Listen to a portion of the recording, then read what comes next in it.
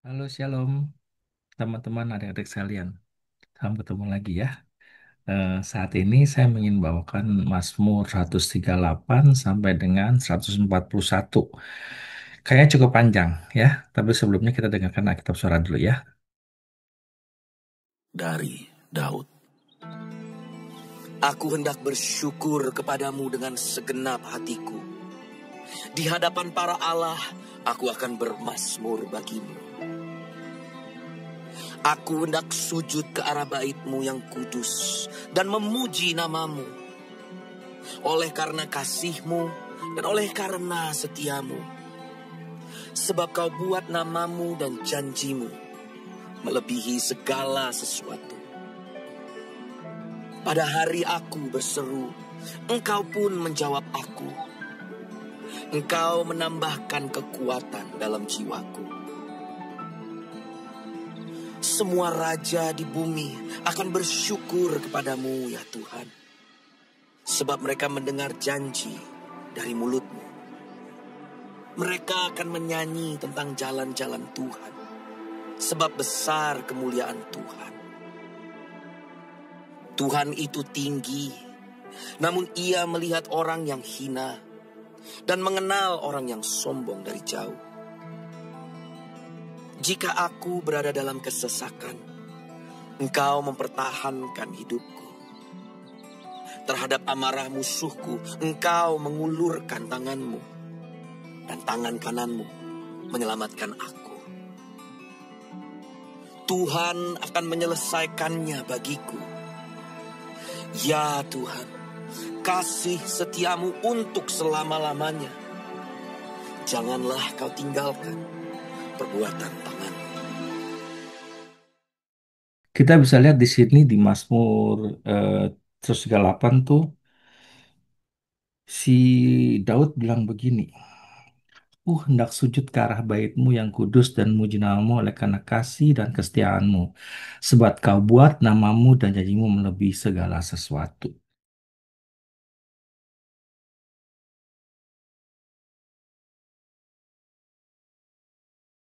Ya, jadi kadang-kadang tuh kalau kita melihat suatu kejadian ya, kejadian kita, kejadian yang terjadi depan mata kita atau siapapun lah ya, itu pada saat itu kejadian itu terjadi kita tuh nggak tahu ya, kenapa sih harus kejadian gitu ya, kenapa hal ini harus terjadi gitu ya. Tapi setelah semuanya selesai, ya pasti endingnya tuh baik ya. Jadi Daud ini bilang bicara ya. Semua janjimu lebih segala sesuatu, ya. Janji Tuhan itu tidak akan lupakan janjinya, ya. Dia tidak pernah melupakan janjinya dan dia berpegang teguh walaupun kita sering menyakiti Tuhan, mengingkari janji kita sama Tuhan, tapi Tuhan nggak pernah ingkar. Itulah keilahian Tuhan sehingga dia disebut Tuhan, ya. Karena dia tidak bisa mengingkari janjinya.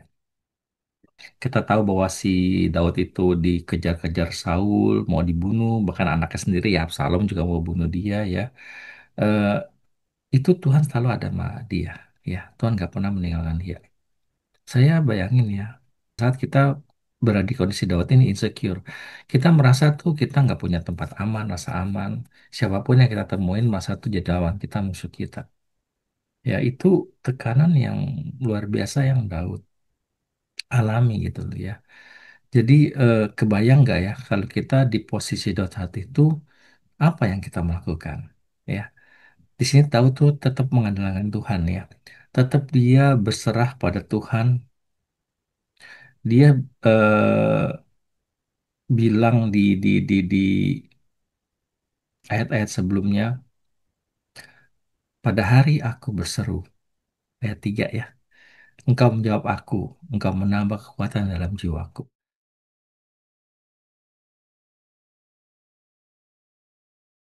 Saat kita mengalami sesuatu hal yang sangat-sangat sulit ya, otoritas Tuhan kita bisa rasakan ya, tapi kita nggak kelihatan. Jadi kita mengandalkan sesuatu yang nggak kita lihat, tapi kita percaya itulah iman. Imannya Daud luar biasa. Saya belajar di sini bahwa kita harus punya iman seperti Daud ya, mengandalkan Tuhan. Karena kenapa? Pada hari aku berseru, Engkau menjawab aku.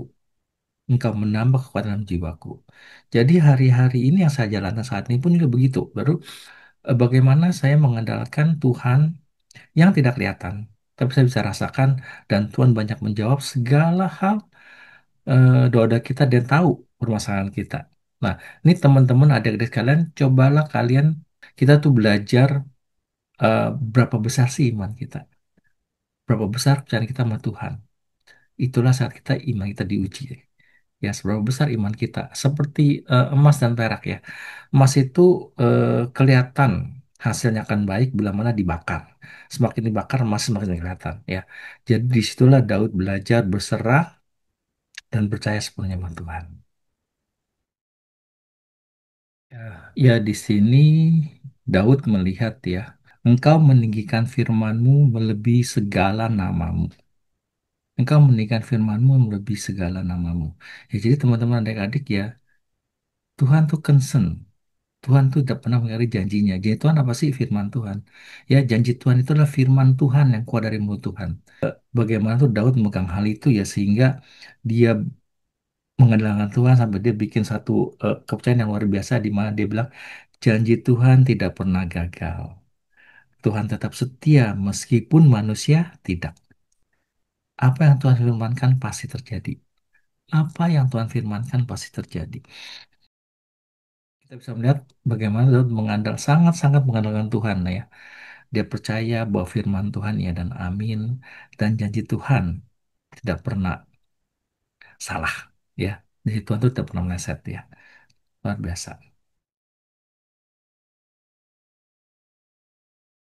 Ya, di dalam Mazmur 138 ini di ayat 6 kita baca ya. Tuhan ini tinggi namun ia melihat orang yang hina dan mengenal orang sombong yang sombong dari jauh.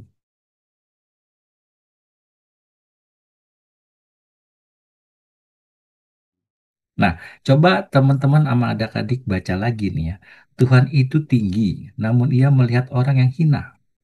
Ya, Tuhan emang oh, Tuhan itu mulia ya. Tuhan itu maha suci, maha kudus dan segalanya lah ya. Dan kita ini orang hina, tapi Tuhan melihat loh.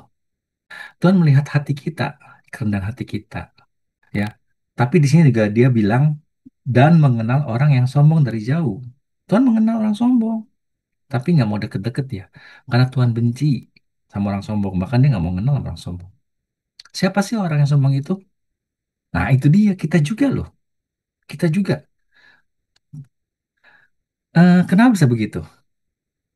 Teman-teman, adik-adik sekalian, sadar apa nggak sadar? Kadang-kadang kita tuh suka ngebandingkan. Misalnya kita ini lebih baik lah, merasa lebih baik, merasa lebih pinter, merasa lebih cakep, ya, tanpa disadari. Dan lebih gawatnya lagi, kadang-kadang kita ngomongin orang, ya, tanpa gimana judging gitu, maksudnya menghakimi orang tanpa sadar gitu loh, ya, itu bahaya banget. Nah, itu kesombongan sama kehinaan itu deket. Tinggal kita memilih yang mana. Kita memilih yang mana, ya. Makanya Tuhan bicara di ayat yang kita buka Lukas coba ya. Lukas 18 ayat 1. Ya. Di situ Yesus bilang begini. Yesus menyampaikan suatu perumpamaan kepada mereka untuk menegaskan bahwa mereka harus selalu berdoa tanpa jemu-jemu.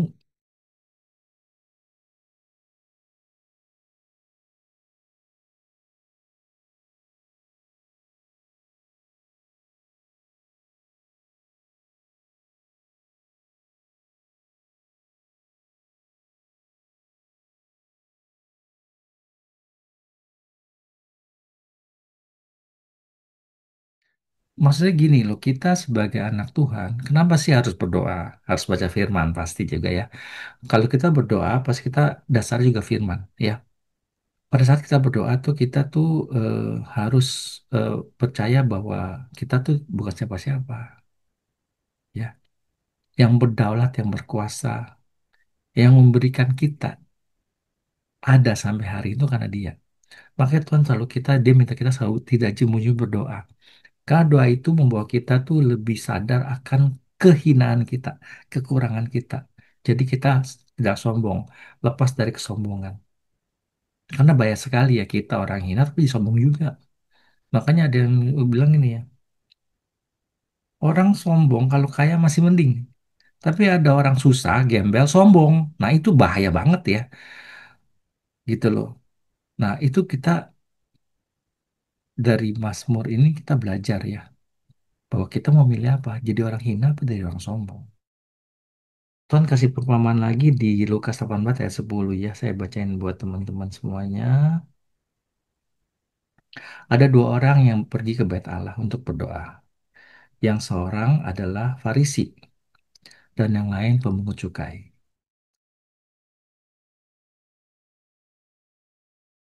Orang Farisi itu berdiri dan berdoa dalam hatinya begini, Ya Allah, aku mengucap syukur kepadamu karena aku tidak sama seperti orang lain. Sombong ya, bukan perampok, aku bukan orang lalim, aku bukan penzina, dan bukan juga seperti pemungut cukai ini.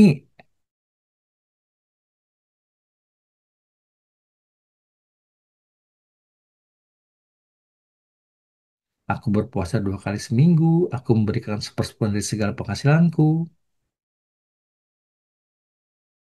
Kita juga bisa loh kayak begitu tanpa sadari, ya. Di tempat kerja, di sekolah, ya. Kadang-kadang pada saat hati kita tidak senang dengan sesuatu, tanpa sadar kita ngomongin, begonolah, beginilah. Nah itulah, kita jadi jahat. Nah terus yang si pemungut cukai malah begini, tetapi pemungut cukai itu berdiri jauh-jauh, bahkan dia tidak berani menengadah ke langit, melainkan yang memukul diri, melainkan ia memukul dirinya dan berkata, Ya Allah, kasihanlah aku ini orang berdosa.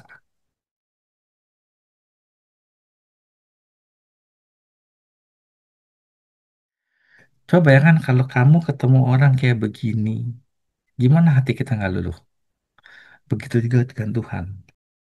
Kita tuh hina, nggak boleh sombong. Tuhan berkata, Aku berkata kepadamu, orang ini pulang ke rumahnya sebagai orang yang dibenarkan Allah, sedangkan yang lain tidak. Siapa itu yang tidak? Orang Farisi, ya. Tapi bahaya sekali kalau orang tidak pernah merasa bersalah, dia tidak akan mengaku dosa. Ya, jadi adik-adik harus ingat di mata Tuhan kita ini bukan orang benar, bukan orang baik. Satu lagi yang saya mau kasih. Lukas 18 ayat 19. Ada seorang pemimpin bertanya kepada Yesus, Guru yang baik, apa yang harus aku perbuat untuk memperoleh hidup yang kekal?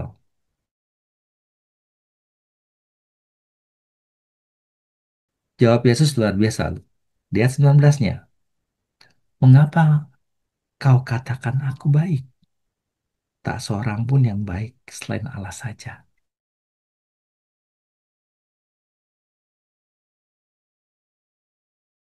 Jadi intinya, tak seorang pun yang baik selain Allah. Ya, jadi kita makanya Tuhan bilang selalu berdoa, tidak jemu-jemu. Karena dengan doa itu kita belajar menundukkan diri di depan Allah, mengakui kehinaan kita, kekurangan kita. Jangan pernah kalian menganggap diri kalian lebih baik dibanding orang lain. Jangan, karena itulah awal masuknya kesombongan. Dan Tuhan benci sama orang sombong.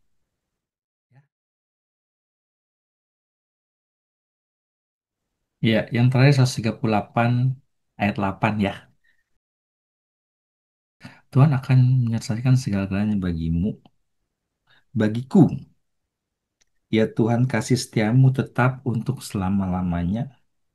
Janganlah kau tinggalkan perbuatan tanganmu.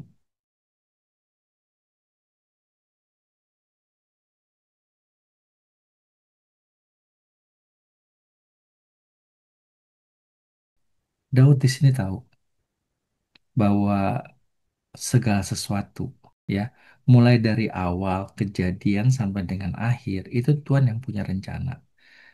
Kita boleh mengalami segala masalah, segala pencobaan. Kita percaya waktunya Tuhan yang akan menyelesaikan semuanya. Maka kadang-kadang kita sebagai manusia itu suka bersusah payah, stres, terus jadi kepikiran, nggak bisa tidur, ya. Itu sebenarnya itu suatu hal yang tak langsung adalah kesombongan, ya. Kesombongan ada pada diri kita, dan kedua adalah setan. Setan si iblis mencobai kita. Kenapa dia mencobain kita? Karena Tuhan izinkan emang. Tuhan di sini bilang, kita baca nih di ayat di Mazmur 127 ya, ayat 2. Sia-sialah kamu bangun pagi-pagi dan baru beristirahat sesudah larut malam untuk mencari nafkah dengan jerih payah. Sebab kepada yang dicintainya, Tuhan memberi pada waktu tidur.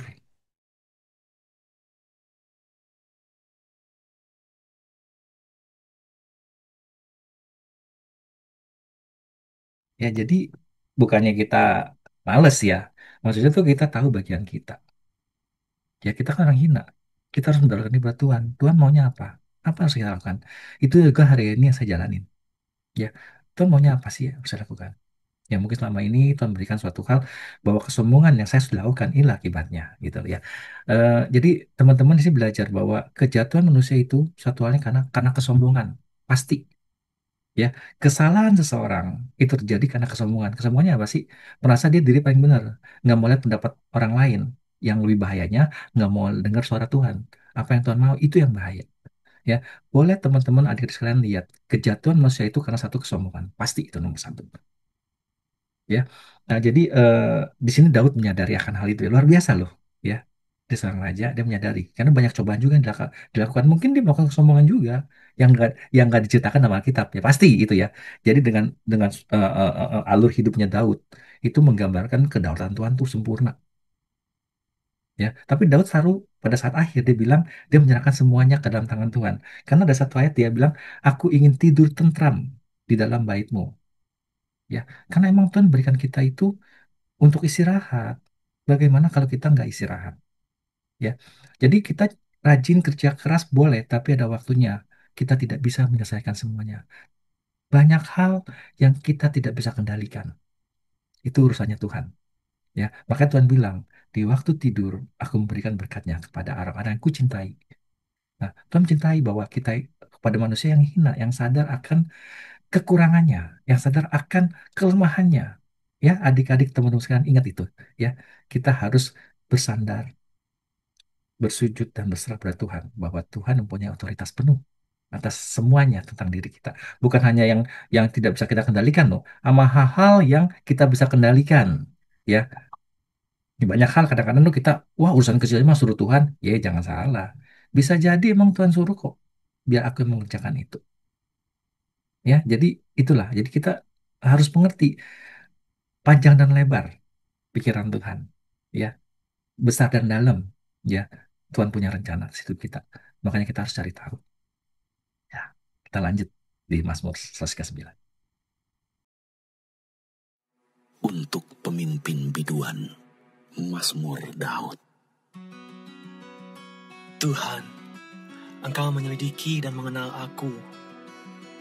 Engkau mengetahui kalau aku duduk atau berdiri. Engkau mengerti pikiranku dari jauh. Engkau memeriksa aku kalau aku berjalan dan berbaring. Segala jalanku Kau maklumi. Sebab sebelum lidahku mengeluarkan perkataan, sesungguhnya semuanya telah Kau ketahui ya Tuhan. Dari belakang dan dari depan Engkau mengurung aku, dan Engkau menaruh tangan-Mu ke atasku. Terlalu ajaib bagiku pengetahuan itu, terlalu tinggi, tidak sanggup aku mencapainya. Kemana aku dapat pergi menjauhi Roh-Mu?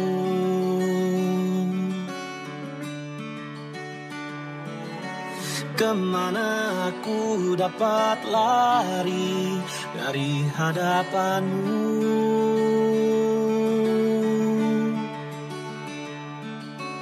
Jika aku mendaki ke langit, Engkau di sana.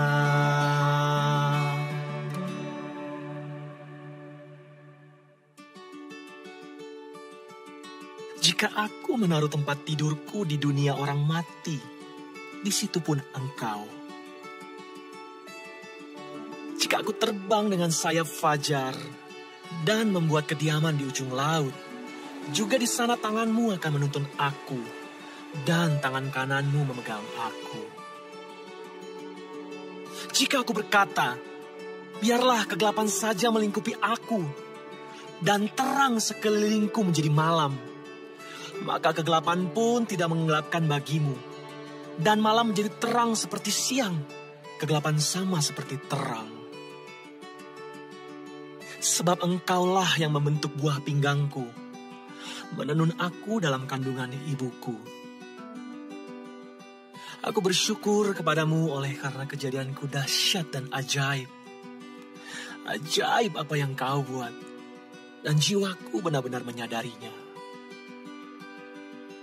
Tulang-tulangku tidak terlindung bagimu, ketika aku dijadikan di tempat yang tersembunyi, dan aku direkam di bagian-bagian bumi yang paling bawah. Matamu melihat selagi aku bakal anak, dan dalam kitabmu semuanya tertulis hari-hari yang akan dibentuk, sebelum ada satupun daripadanya. Dan bagiku, betapa sulitnya pikiranmu ya Allah, betapa besar jumlahnya. Jika aku mau menghitungnya, itu lebih banyak daripada pasir.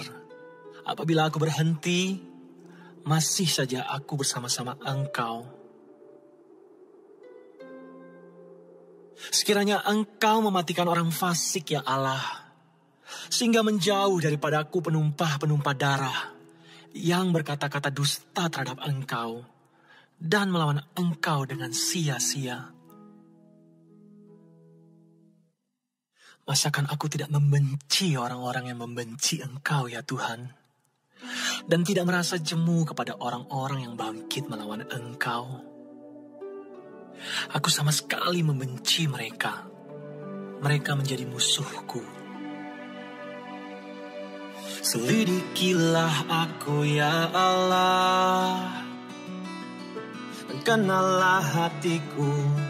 Ujilah aku dan kenallah pikiran-pikiranku. Lihatlah apakah jalanku serong, dan tuntunlah aku di jalan yang kekal.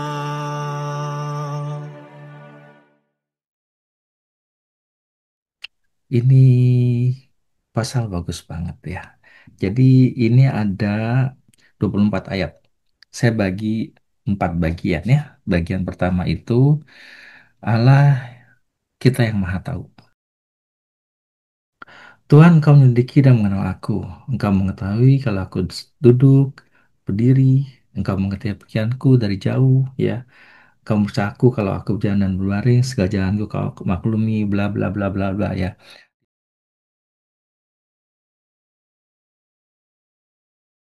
Segala sesuatu tentang kita tuh Tuhan tahu. Bahkan sebelum kita berkata-kata dalam doa kita, Tuhan sudah tahu loh. Seringkali tuh buat orang-orang yang baru gitu, pada saat disuruh berdoa bingung mau doain apa gitu ya. Sebenarnya nggak usah bingung dan nggak usah takut, karena kenapa? Tuhan tahu. Bahkan sebelum kita mau doakan sesuatu apapun, Tuhan tahu gitu apa yang kita mau doakan. Kita nggak perlu bicara apapun, Tuhan udah tahu. Dalam menghadapi situasi yang sangat sulit, kadang-kadang saya mau doain apapun, saya nggak tahu loh. Yang ada saya hanya doa diam, nangis. Bahkan Tuhan bilang, sebelum kita ucapkan, Tuhan sudah mengetahui.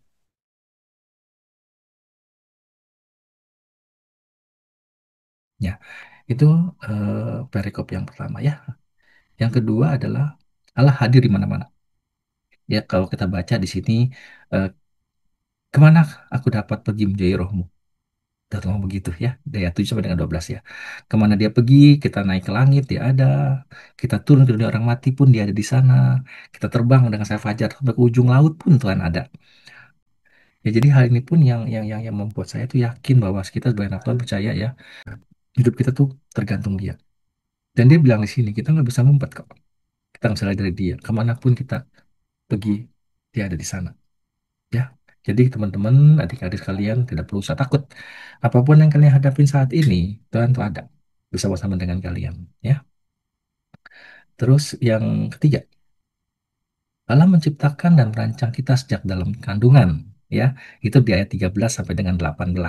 Ya, saya baca satu ayatnya. Sungguhnya engkaulah yang membentuk buah pinggangku, menenun aku dalam kandungan ibuku.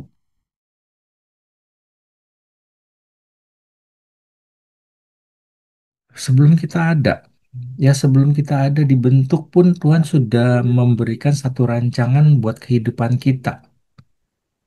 Yaitu ada di, kita buka di pasal 39, ayat 13, saya baca ini. Sebab engkaulah yang membentuk buah pinggangku menurun aku dalam kandungan ibuku. 14. Aku bersyukur kepadamu oleh karena kejadianku dahsyat dan ajaib. Ajaib apa yang kubuat. Dan jiwaku benar-benar menyadari.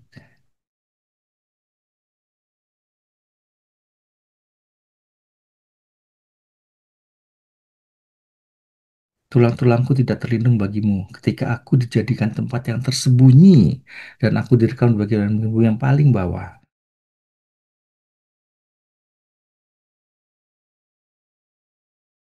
Matamu lihat selagi aku bakal anak. Di dalam kitabmu semua tertulis hari-hari yang akan dibentuk sebelum ada satupun daripadanya.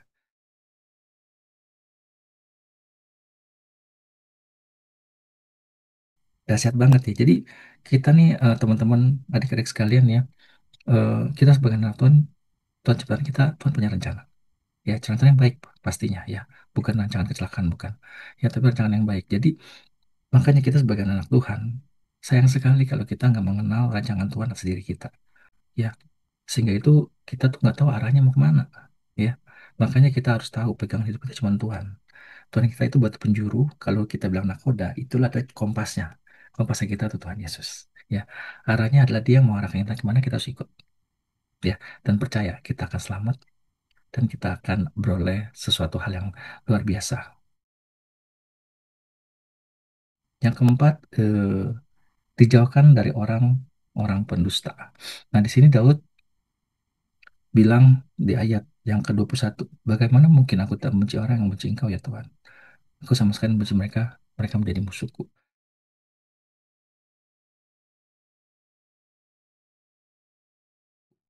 Nah, jadi kita sebagai anak Tuhan, kita tahu apa yang Tuhan benci, apa yang Tuhan suka. Ya, kalau yang Tuhan tidak suka, yang Tuhan benci, ya kita harus hindari.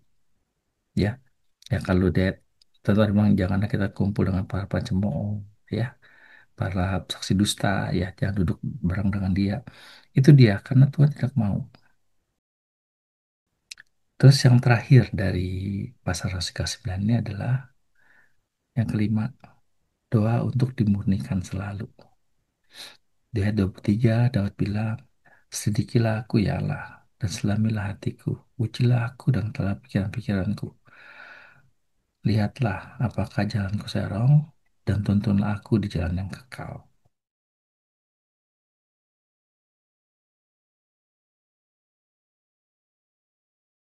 Daud mau selalu dia tuh Tuhan selidiki, Tuhan uji, ya, dan Tuhan tuntun supaya dia nggak serong. Ini doa yang luar biasa ya. Coba teman-teman dan adik-adik sekalian, sematkanlah doa harian Anda akan hal inilah. Sedikilah aku ya Allah, dan selamilah hatiku. Ujilah aku dan ketahuilah pikiran-pikiranku. Lihatlah apakah jalanku serong dan tuntunlah aku di jalan yang kekal. Oke, kita lanjut ke pasal berikutnya. Untuk pemimpin biduan, Mazmur Daud. Luputkanlah aku ya Tuhan daripada manusia jahat. Jagalah aku terhadap orang yang melakukan kekerasan, yang merancang kejahatan di dalam hati, dan setiap hari menghasut-hasut perang.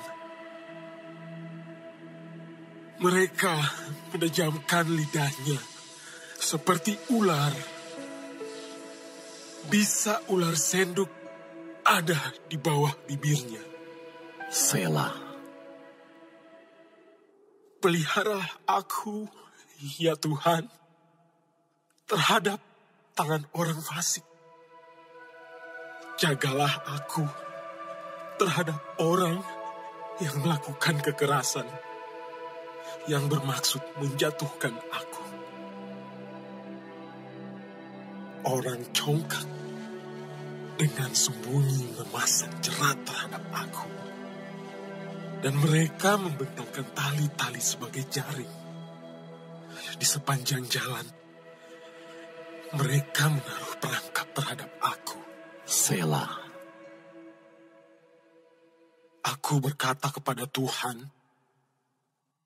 Allahku, Engkau, berilah telinga ya Tuhan, kepada suara permohonanku. Ya Allah, Tuhanku, kekuatan keselamatanku,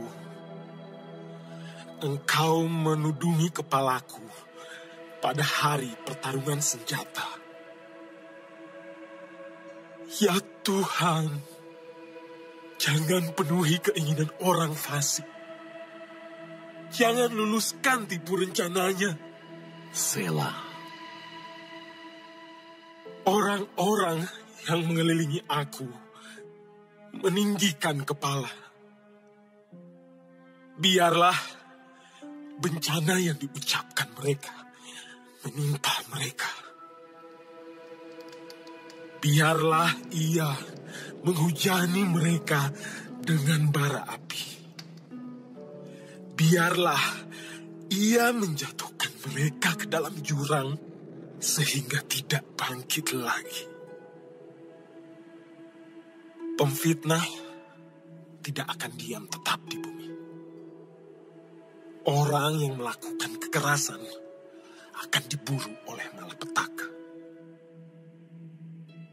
Aku tahu bahwa Tuhan akan memberi keadilan kepada orang tertindas dan membela perkara orang miskin. Sungguh, orang-orang benar akan memuji namamu. Orang-orang yang jujur akan diam di hadapanmu.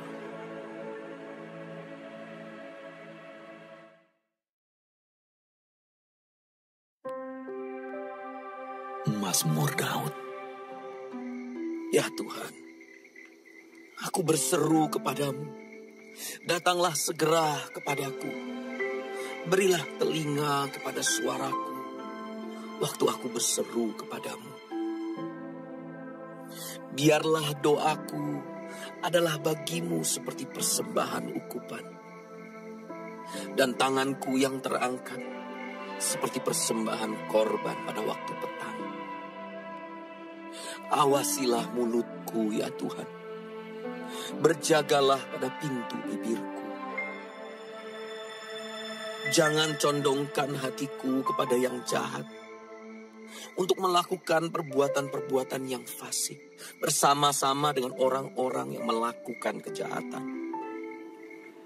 Dan jangan aku mengecap sedap-sedapan mereka. Biarlah orang benar memalu dan menghukum aku. Itulah kasih. Tetapi janganlah minyak orang fasik menghiasi kepalaku. Sungguh aku terus berdoa menentang kejahatan-kejahatan mereka. Apabila mereka diserahkan kepada hakim-hakimnya, maka mereka akan mendengar bahwa perkataan-perkataanku menyenangkan. Seperti batu yang dibelah dan dihancurkan di tanah, demikianlah akan berhamburan tulang-tulang mereka di mulut dunia orang mati. Tetapi kepadamulah ya Allah Tuhanku, mataku tertuju. Padamulah aku berlindung, jangan campakkan aku. Lindungilah aku terhadap katupan jerat yang mereka pasang terhadap aku. Dan dari perangkap orang-orang yang melakukan kejahatan. Orang-orang fasik akan jatuh serentak ke dalam jala mereka. Tetapi aku melangkah lagi.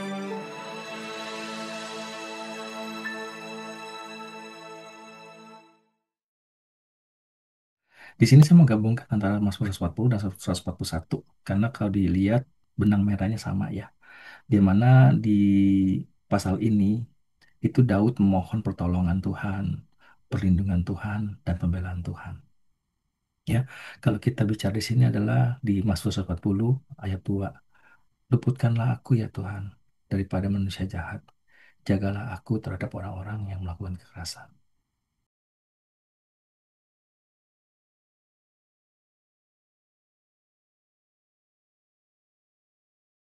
Ya, jadi Daud mohon pertolongan Tuhan, perlindungan Tuhan, supaya dijauhkan dari orang jahat.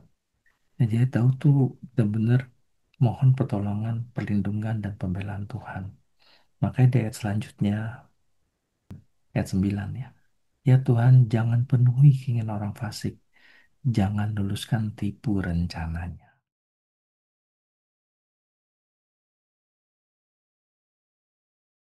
Daud minta Tuhan tolong bela dia. Ya. Terus yang ke-11, biarlah ia menghujani mereka dengan bara api. Biarlah ia menjatuhkan mereka ke dalam jurang sehingga tidak bangkit lagi.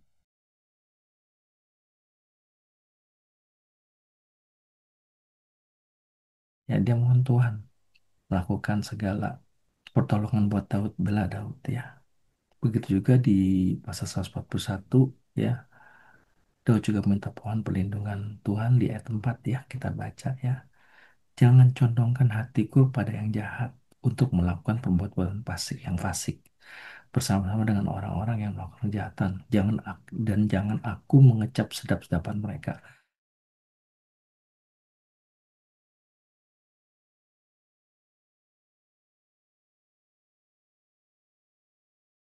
Jadi Daud juga minta tolong Tuhan juga tolong jagain dia gitu loh. Bisa jadi dalam posisi terjepit, pada saat posisi dia nggak menguntungkan kan kadang-kadang orang bela diri.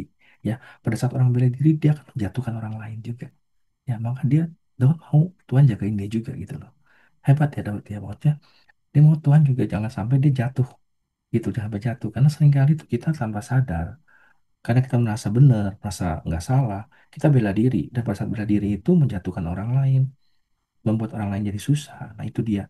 Di sini Daud nggak mau seperti itu. Sehingga dia berdoa sama Tuhan, jangan condongkanlah hatiku kepada yang jahat untuk melakukan perbuatan-perbuatan yang fasik bersama-sama dengan orang-orang yang melakukan kejahatan. Dan jangan aku mengecap sedap-sedapan mereka. Jadi jangan sampai juga sedap-sedapan mereka, jangan sampai juga Daud terhasut atau Daud ketarik ikut ke orang-orang yang melakukan kejahatan gitu loh, tanpa disadari. Nah, kita sebagai anak Tuhan nih, di sini teman-teman adik-adik harus sadar itu. Ya bahwa di dalam kesusahan seringkali kita tanpa sadar melakukan kesalahan atau kejahatan buat orang lain lagi gitu loh. Makanya kita harus sadar dekat sama Tuhan. Kalau kita dekat sama Tuhan, percaya sama Tuhan, nggak mengandalkan orang lain, selalu datang sama Tuhan, pasti kita dilindungi. Ya. Dan di sini di pasal 141 juga ada Daud ngomong yang ke ayat 9. Lindungilah aku terhadap katupan jerat yang mereka pasang terhadap aku dan dari perangkap orang-orang yang melakukan kejahatan.